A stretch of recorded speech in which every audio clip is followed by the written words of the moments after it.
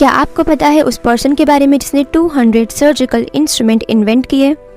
नहीं पता? तो चलिए गूगल करते हैं। अज़-ज़हरावी, जी हाँ, ये फादर ऑफ मॉडर्न सर्जरी है और इन्होंने फर्स्ट सर्जिकल गाइड लिखी थी।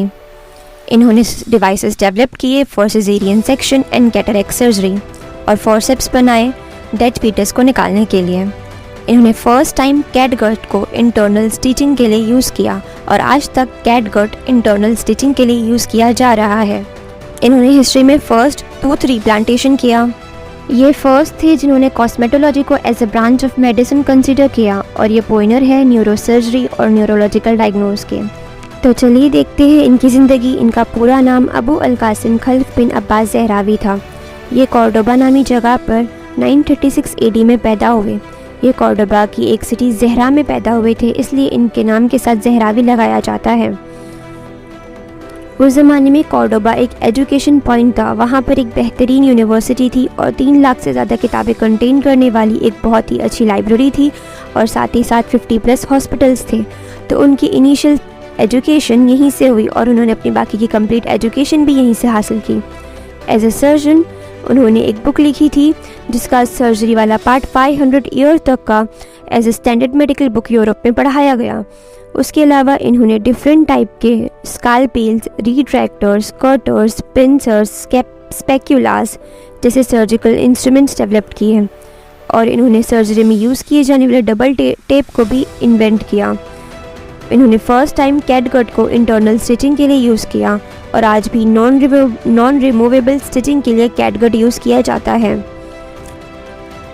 अगर आपको यूरिनरी ब्लैडर स्टोन हो जाए तो डॉक्टर ज़रूर आपको लिथोट्रिप्सी सजेस्ट करेंगे, जिसमें पत्थर को अंदर ही तोड़ दिया जाता है और वह आसानी से निकल जाता है। इसका फर्स्ट कॉन्सेप्ट अज़-ज़हरावी ने ही दिया था। इन्होंने एक इंस्ट्रूमेंट बनाया था जिसे मिचैप कहा जाता था, जो कि एक लिथोट्रेट था जो कि पत्थर को अंदर ही तोड़ देता था।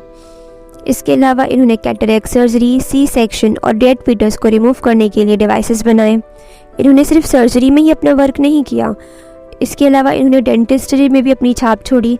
इन्होंने रिमूव हुए हुए टीथ को लगाने के लिए उसके रिप्लांटेशन के लिए मेथड निकाला, उसे सिल्वर और गोल्ड के वायर से उसे रिप्लांट किया।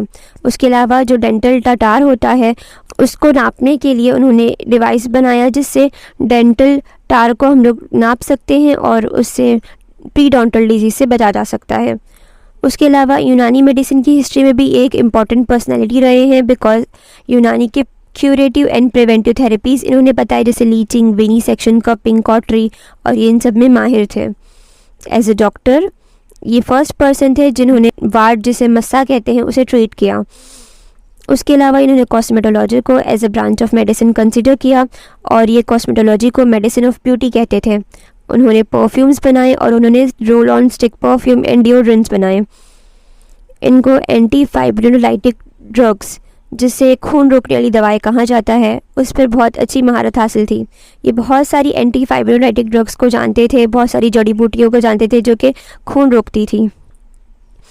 उसके अलावा इन्होंने हीमोफीलिया का हेरिडिटी नेचर बताया कि ये फैमिली से फैमिली फैलता है। एब्डोमिनल प्रेगनेंसी को एक्टोपिक प्रेगनेंसी बताया एंड पैरालिसिस का रूट कॉज डिस्कवर किया।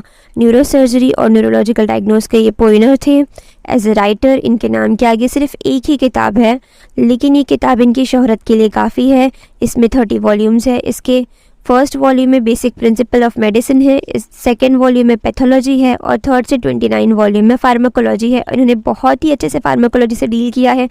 उस टाइम के फेमस फार्माकोलॉजिस्ट इब्न बेतार ने भी इनकी किताब से हवाले लिए हैं।